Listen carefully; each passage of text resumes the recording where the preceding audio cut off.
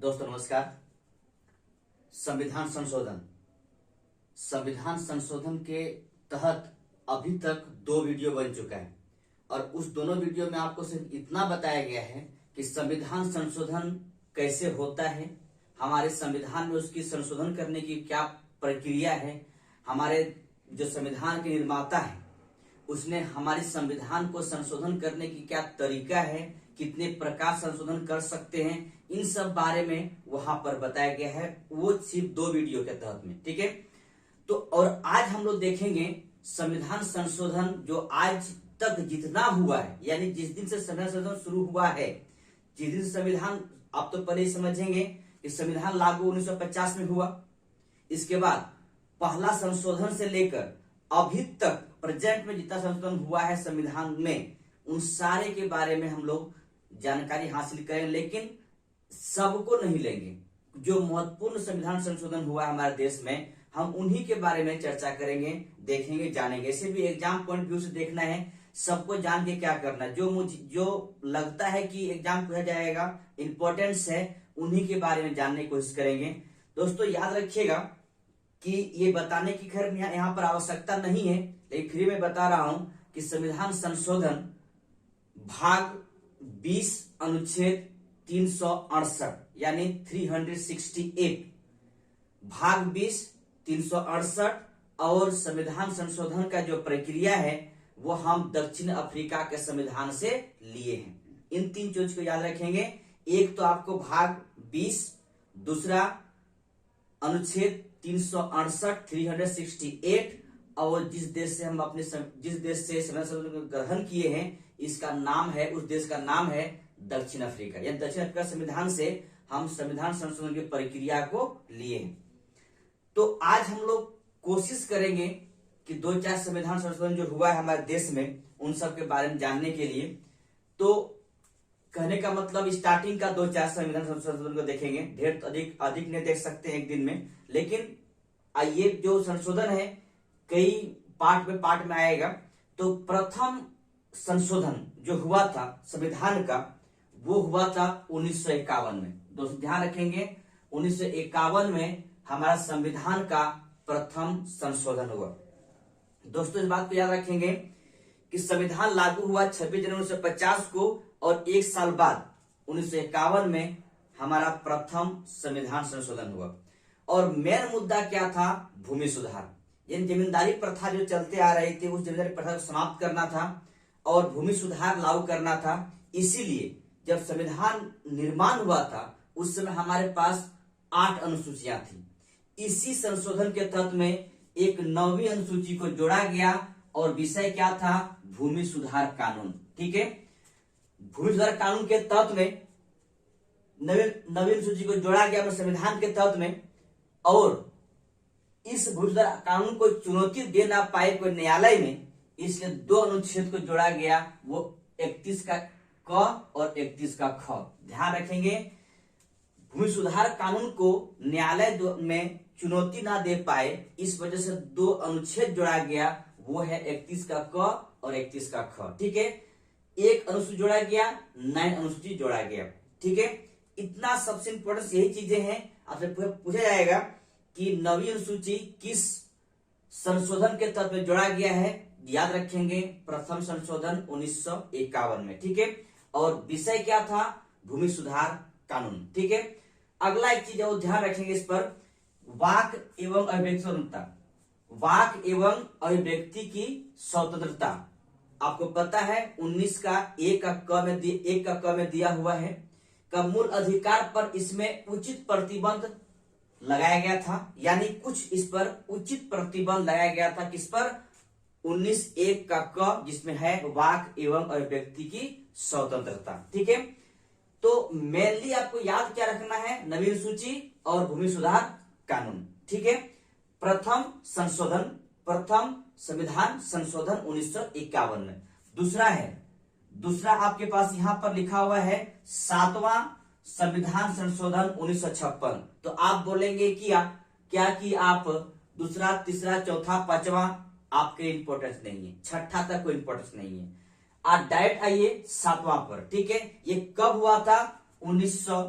1956 में। दोस्तों याद रखेंगे, जब हमारा देश आजाद हुआ था उस समय हमारे देश कई राज्यों में बटे हुए थे, तो उन राज्यों को क ख ग घ में रखा गया था। राज्यों का जो वर्गीकरण किया गया था वो क ख ग घ में रखा गया था। ठीक है, इस संशोधन के तहत में ये राज्यों का वर्गीकरण जो किया था उसको समाप्त कर दिया गया, यानी जो क ख ग घ में राज्यों को रखा गया था उसको समाप्त कर दिया गया। इससे पहले आप एक चीज समझेंगे, जब देश आजाद हुआ तो देश आजाद होने के बाद राज्यों की जो बंटवारा हुई तो बहुत कोई ऐसा, यानी राज्यों का जो वर्गीकरण हुआ था वो क ख ग में रख दिया। बहुत से ऐसे राज्य जो अभी आपको दिखाई पड़ रहा है, मतलब महाराष्ट्र गुजरात कभी एक में हुआ करता था। ठीक है, तो बहुत से राज्य का लोग भाषाई आधार पर डिमांड करना शुरू किया कि मुझे भाषाई आधार पर राज्यों को अलग चाहिए। ठीक है, तो जब भाषाई आधार पर डिमांड करना शुरू किया तो इस आधार पर सबसे पहले एक कमेटी गठन किया गया था, जिस कमेटी का नाम था एस.के. धर कमेटी। ठीक है, ये गठन कब किया था? 1947 में। इसने कहा कि भाषाई आधार पर राज्यों का पुनर्गठन नहीं होना चाहिए, राज्यों का पुनर्गठन करना है तो प्रशासनिक आधारों पे कीजिए। ठीक है, फिर उसी कमेटी की रिपोर्ट को देखने के लिए JVP कमेटी का गठन किया गया, यानी जवाहरलाल नेहरू, वल्लभ भाई पटेल और पट्टाभी सीतारामैया। ठीक है, ये तीनों ने मिलकर कमेटी गठन किया है जिसका नाम JVP कमेटी। इसने भी भाषाई आधार पर जो राज्यों की डिमांड कर रहे थे उसका भी इस कमेटी ने विरोध किया। इसी बीच में क्या होता है, आंध्र प्रदेश एक कांग्रेसी नेता जिसका नाम होता है श्री रामालू पोट्टी, वो 1952 में उसकी मृत्यु हो जाती है। आमरण अनशन कर रहे थे क्योंकि हमको आंध्र प्रदेश को अलग एक राज्य चाहिए तमिलनाडु से। ठीक है, अंततः यहाँ पर क्या हुआ, जब उसकी मृत्यु होती है तो 1953 में पहली बार भाषाई आधार पर एक राज्य गठन किया गया जिसका नाम है आंध्र प्रदेश। ठीक है, फिर इसके बाद जब आंध्र प्रदेश गठन कर गया, कहता है कि कोई अगर कहने का मतलब यहाँ पर यह है कि एक राज्य गठन हो गया भाषाई आधार पर तो सब डिमांड करना शुरू किया कि मुझे भाषाई आधार पर ही राज्यों का पुनर्गठन चाहिए। इसी के लिए 1953 में फजल अली कमेटी के तहत में एक कमेटी किया जिसका अध्यक्ष था फजल अली, उन्हीं के नाम से इस कमेटी का नाम भी पड़ा और इसी ने रिकमेंड किया कि राज्यों को भाषाई आधार पर बांट दीजिए। अंततः फिर बांटा गया और वहीं पर एक नया कहा जाए कि आया, वो था आपके पास भाषाई आधार पर राज्यों का पुनर्गठन। ठीक है, इस आधार पर एक नया अधिनियम आया जो है राज्य पुनर्गठन अधिनियम 1956। ठीक है, ये आया 56 आया। इसी के आधार पर हमारे देश का 14 राज्य और 6 संघ शासित प्रदेशों को बांट दिया गया। ठीक है, हमारे देश को 14 राज्यों और 6 संघ शासित प्रदेशों में बांट दिया गया। तो 7वां संविधान संशोधन में ये चीज हुआ था कि राज्य पुनर्गठन अधिनियम 1956 लाया गया और हमारे देश को, देश के राज्यों को 14 राज्यों और 6 संसदीय प्रदेशों में बांट दिया गया और जो ये क ख ग घ राज्य का वर्गीकरण किया गया था इसको समाप्त कर दिया गया। और आगे चलकर इसी 7वां संशोधन अधिनियम 1956 के तहत में एक चीज और जोड़ा गया, वो था 2 से अधिक राज्यों के लिए एक उच्च न्यायालय का उपबंध किया गया। दोस्तों अभी भी उच्च न्यायालय मेरे पास ऐसा है जो एक राज्य नहीं बल्कि कई राज्यों का उच्च न्यायालय है। ठीक है, तो इसी संशोधन के तहत में ये जोड़ा गया था कि 2 से अधिक राज्यों के लिए एक उच्च न्यायालय का उपबंध किया गया। ठीक है, ये था आपका 7वां संविधान संशोधन 1956। ठीक है, आगे बढ़ते हैं, 8वां के पास चलते हैं। 8वां संविधान संशोधन अधिनियम 1960। इसमें एक बात ध्यान रखेंगे, जब देश हमारा आजाद हुआ उसके बाद संविधान जब लागू हुआ तो संविधान लागू होने के बाद SC ST यानी अनुसूचित जाति और जनजाति तथा आंग्ल इंडियन के लिए यानी SC ST की आरक्षण किस आधार पर, केंद्र और राज्यों के विधानमंडलों या संसदों पर। ठीक है, केंद्र में संसद और राज्य विधानमंडलों में SC/ST का जो आरक्षण दिया गया था उसका विस्तार 10 साल के लिए किया, यानी 1950 से 1960 के बीच में। ठीक है, 10 साल के लिए उसका आरक्षण दिया गया। इसके बाद जब 1960 आ गया तो 1960 में 8वां संशोधन लाया गया 1960 को, और वो 10 साल दिया गया था उसको और 10 साल बढ़ा दिया गया, यानी 1970 तक अनुसूचित जनजाति और अनुसूचित जाति के लिए केंद्र के संसद में और राज्यों के विधानमंडलों में उसको आरक्षण दिया जाएगा। साथ ही आंग्ल इंडियन प्रतिनिधि को भी 10 साल के लिए बढ़ा दिया गया। यानी आप इतना याद रखेंगे इसमें कि 8वां संशोधन के तहत में, 8वां संशोधन के तहत में 1960 के तहत में ये किया गया कि राज्यों और केंद्रों में SC/ST की आरक्षण को 10 साल बढ़ा दिया गया। साथ ही आंग्ल इंडियन प्रतिनिधि को भी 10 साल के लिए बढ़ा दिया गया, यानी 1970 तक बढ़ा दिया गया।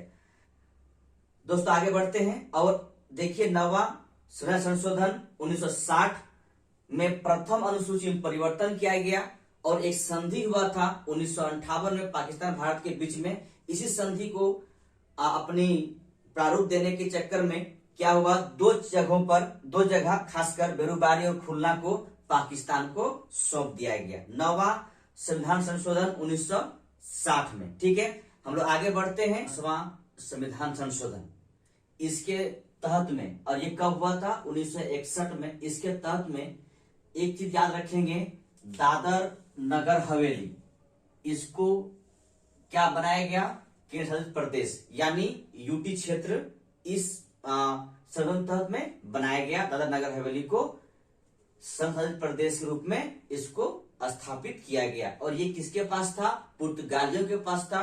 उससे लेकर दादर नगर हवेली को हम यूटी क्षेत्र के तहत में इसको अपने प्रथम अनुसूची में इसको बदलाव किए और इसके बाद इसको हम अपना यूटी क्षेत्र के तहत में अपनाए और अपने पास रखें। ये कब किसके पास था, पुर्तगालियों के पास था। ठीक है, आगे चलते हैं। 11वां संशोधन के तहत में 1961 में क्या किया गया, उपराष्ट्रपति का निर्वाचन प्रणाली परिवर्तन किया गया। परिवर्तन क्या किया गया, संयुक्त बैठक के जगह पर अब निर्वाचक मंडल की व्यवस्था की गई। दोस्तों आपको याद होगा कि या ध्यान इस बात की होगी कि उपराष्ट्रपति का जो निर्वाचन अभी होता है वो संसद के सदस्यों द्वारा किया जाता है। अगर आप लोग मेरा वीडियो नहीं देखे होंगे तो आप इसी प्लेलिस्ट में जाएंगे और वीडियो को देख लेंगे। एक अच्छी तरह से वीडियो बनाया गया राष्ट्रपति के ऊपर, आप आराम से क्या बोला जाए ध्यान पूर्वक देखेंगे तो आपके पूरी संरचना राष्ट्रपति के बारे में आपको समझ में आ जाएगा कि क्या है नहीं है, निर्वाचन प्रणाली क्या है, इसका क्या महत्व हमारे देश में है, राष्ट्रपति के बारे में, इन सब के बारे में आपको वहां जानकारी मिल जाएगी। तो राष्ट्रपति का जो पहले निर्वाचन प्रणाली था उस संयुक्त बैठक के तहत में होता था और इसको चेंज करके क्या कर दिया गया, निर्वाचक मंडल की व्यवस्था की गई। और आपको पता है संयुक्त बैठक की जो व्यवस्था है वो 108 आर्टिकल के तहत में दिया गया है। ठीक है, ये है 11वां संशोधन 1961। आगे बढ़ते हैं। इस दूसरी बात तो ये है कि राष्ट्रपति और उपराष्ट्रपति का निर्वाचन में निर्वाचक मंडल कौन होता है, अच्छी तरह समझने के लिए प्लेलिस्ट में जाएंगे और वीडियो को देखेंगे। निर्वाचक मंडल में अगर रिक्तता हो, कहने का मतलब यहाँ पर इस बात के लिए कि आप जानेंगे कि अगर सपोज कीजिए कि जब राष्ट्रपति का निर्वाचन हो रहा है या उपराष्ट्रपति निर्वाचन हो रहा है उस समय कोई राज्य का विधानमंडल विघटन पर है या फिर किसी कारणवश से चुनाव के मोड़ पे चला गया या फिर वहां का कोई वजह से निर्वाचक मंडल उस समय काम नहीं कर रहा है। ठीक है, तो इस आधार पर आप न्यायालय चुनौती नहीं दे सकते हैं कि कोई विधानसभा भंग है तो आप राष्ट्रपति के चुनाव क्यों करवाएंगे, नहीं करवाना। इसके लिए इसमें संशोधन किया गया था कि इस आधार पे आप किसी भी न्यायालय में आप चुनौती नहीं दे सकते हैं, यानी उसकी निर्वाचक मंडल की रिक्तता हो तो कोई दिक्कत नहीं होगा और चुनाव राष्ट्रपति का हो जाएगा। ये कब में कहा गया था, 11वां संशोधन 1961 में ये कहा गया था। ठीक है, आगे 12वां संशोधन 1962 में ये कहा गया कि या ये प्रावधान किया गया, गोवा दमन दीव को भारतीय संघ में सम्मिलित किया गया। ठीक है, 12वां संविधान संशोधन 1962 में गोवा और दमन दीव को भारतीय संघ में शामिल किया गया। याद रखेंगे, ध्यान रखेंगे। ठीक है, इसके बाद 13वां संशोधन, यह 13वां संशोधन जो 1962 में हुआ था, इसमें एक बात ध्यान रखेंगे, एक अनुच्छेद जोड़ा गया, वो अनुच्छेद है 371 का ए, और नागालैंड को राज्य का दर्जा दिया गया और उसे विशेष प्रावधान भी किया गया, उसके लिए कोई विशेष प्रावधान भी किया गया। ठीक है, अनुच्छेद जुड़ा कितना, कौन सा अनुच्छेद जोड़ा गया, 371 का ए, नागालैंड को राज्य का दर्जा दिया गया और नागालैंड के लिए विशेष प्रावधान किया गया था। आगे बढ़ते हैं, आपका है 14वां संशोधन 1963, इसमें पुडुचेरी को भारतीय संघ में शामिल किया गया और इसके साथ साथ हिमाचल प्रदेश, मणिपुर, त्रिपुरा, गोवा, दमन दीव और पुडुचेरी के लिए विधानमंडल और मंत्री परिषद की व्यवस्था की गई।